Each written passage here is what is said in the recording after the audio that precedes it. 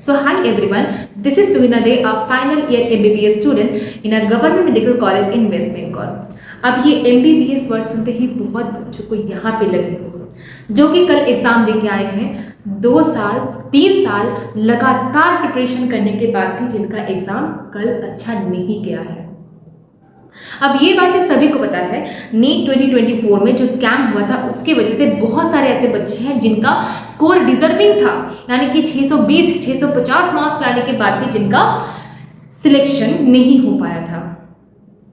अब वो इतना तो एक्सपेक्ट करे होंगे ना कि नीट 2025 में इतना प्रिपरेशन करेंगे कि एक ना एक सीट तो मिल ही जाएगा, लेकिन कहाँ बन पाया उतना मार्क्स। ऐसे बहुत सारे सेंटर्स में हुआ है कि सिर्फ और सिर्फ फॉर्मेलिटीज़ की वजह से, यानी कि साइन थंब इम्प्रेशन ब्ला ब्ला ब्ला, ये वो करते करते 15 से 20 मिनट वहीं पे चला गया बच्चों का। और तो और एनटीए ने पेपर इतना हार्ड सेट किया कि किसी किसी क्वेश्चन में टीचर्स को तक 5 मिनट से ज़्यादा लग रहा है सॉल्व करने में। अब बच्चे का क्या दोष है, उसका 15 से 20 क्वेश्चन क्यों ना छूटे।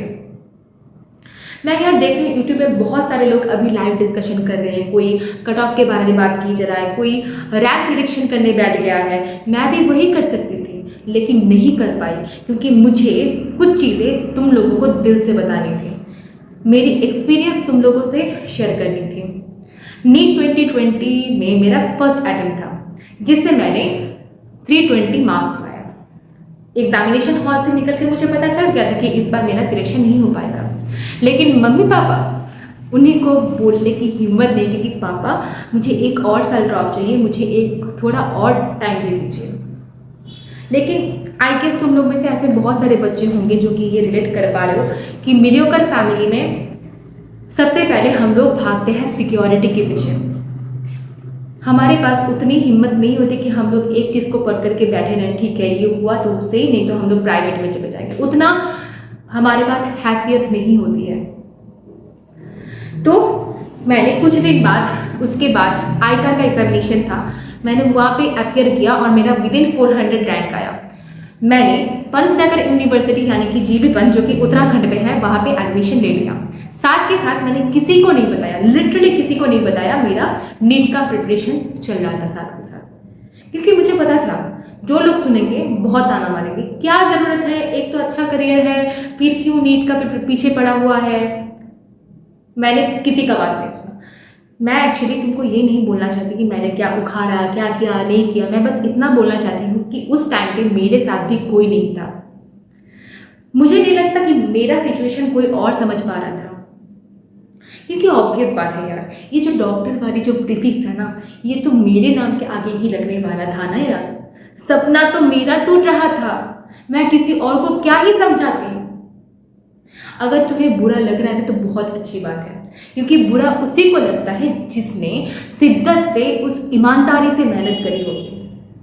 I know it's hard, I know it's tough, लेकिन कुछ जंग तुम्हारी खुद की होती है। मैं तुमको झूठा दिलासा बिल्कुल भी नहीं दूँ। सब चीज़ का सल्यूशन तो मेरे पास भी नहीं है ना यार, क्योंकि कुछ जंग तुमको खुद को ही लड़ना पड़ेगा।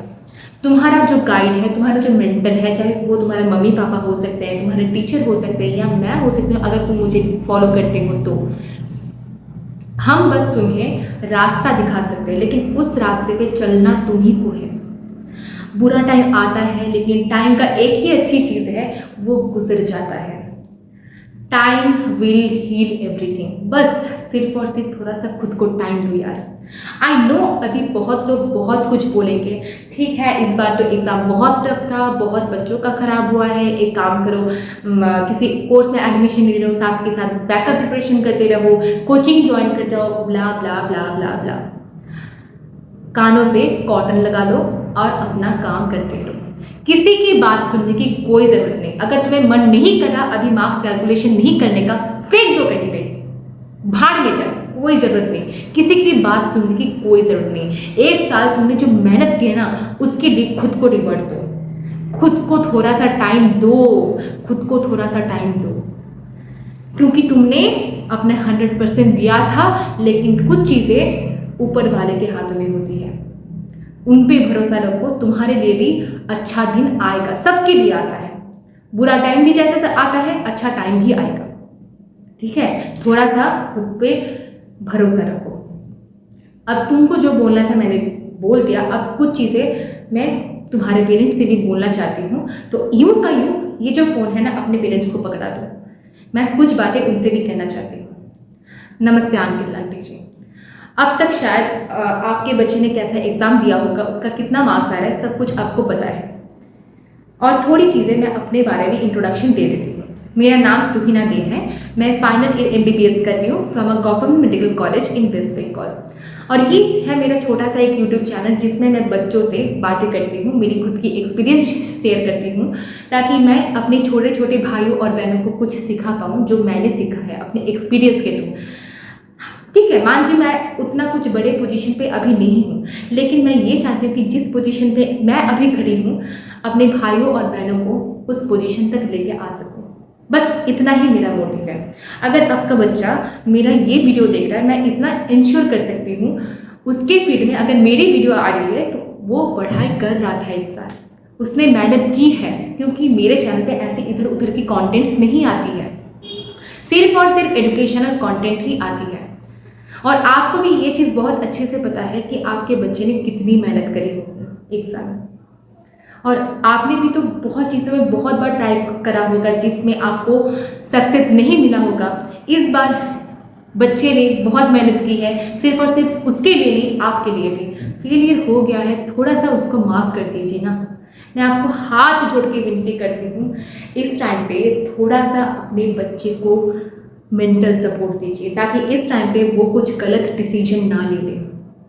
बहुत बच्चों का मेंटल सिचुएशन बहुत ख़राब हो रखा है। प्लीज़ प्लीज़ अंकल आंटी जी, इतना मेरा विनती है कि उनको जितना हो सके साथ दीजिए, क्योंकि उसके पास अभी सिर्फ और सिर्फ आप हैं। अगर आपसे भी उसका आंसू लुकाना पड़े, छुपाना पड़े, तो वो कहाँ जाएगा। उसका प्लीज़ साथ दीजिए। उसने मेहनत की थी, उसने जी जान मेहनत की थी, लेकिन नहीं हो पाया ना, थोड़ा सा माफ़ कर दीजिए और उसको टाइम दीजिए। तो जो भी मेरा वीडियो अब तक देख रहे हो, मैं तुमको यही बोलूँगी, प्लीज़ यार हिम्मत मत हारना। भगवान जी तुम्हारे साथ है, तुम्हारे चाहने वाले तुम्हारे साथ हैं, तुम्हारे मम्मी पापा तुम्हारे साथ हैं, और मैं भी तुम्हारे साथ हूँ। तुम लड़ने के लिए बने हो, बस तुम गिरोगे, तुमको चोट लगेगी, दर्द होगी, रो लेना, जी भर के रो लेना। मैंने भी बहुत रोया है अपने टाइम पे, अभी भी अगर किसी चीज़ में मुझको नहीं मिलता है ना, मैं रोती हूँ, लेकिन फिर से उसको ट्राई करती हूँ। वही ज़रूरत है यार, ठीक है। कोई बाय बर्थ ऐसा टॉपर नहीं बन जाता है, या कोई बाय बर्थ उसको सक्सेस नहीं मिल जाता है, उसको ट्राई करते रहना होता है। तुमको हिम्मत मत हारना, बस खुद पे भरोसा रखो और खुद को थोड़ा सा टाइम दो। Time will help everything.